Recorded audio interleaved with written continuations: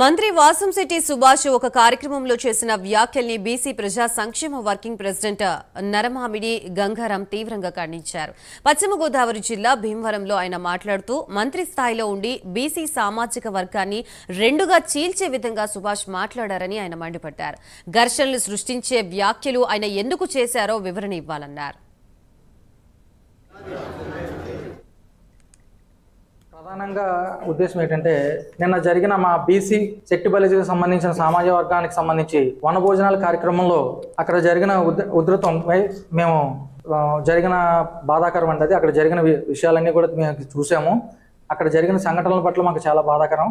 అయితే అక్కడ ప్రభుత్వంలో ఉన్నటువంటి ఒక వాసంశెట్టి సుభాష్ గారు అనేటువంటి మంత్రి గారు ఎంతో బాధ్యతతో ఉండవలసి వచ్చి కానీ కొన్ని అక్కడ మాటలు ఇబ్బందికరంగా ఉండడం, ఇబ్బందికరమైన పదజాలాలు వాడడం, ఆ సామాజిక సంఘానికి రెండు వర్గాలుగా విడిపోయి ఒకరిపై ఒకరు దూషించుకోవడం, కొట్లాట్లు, అలాగే ఒకరిపై ఒకరు కుర్చీలు విసురుకోవడం, దాన్ని రెచ్చగొట్టే విధంగా మాటలు వ్యాఖ్యలు ఉండడం మాకు చాలా బాధాకరం అనిపించింది. ఇలాంటి బీసీ సంఘాలు ఎవరో కూడా హర్షించరండి. బీసీ సంఘానికి సంబంధించినటువంటి ఐక్యత భావం తీసుకెళ్లవలసినటువంటి వ్యక్తులు ఒకే సామాజిక వర్గానికి సంబంధించినటువంటి వ్యక్తులు ఈ రకమైన రెండు వర్గాలుగా విడదీసుకుని ఒకరికొకరు కక్ష సాధింపులు పెంచుకోవడం అనేది కరెక్ట్ కాదు. ఇది బీసీలకి కానీ బీసీ ఐకమత్యానికి కానీ చాలా చెడ్డ పేరు వస్తుంది అని మేము భావిస్తున్నాం.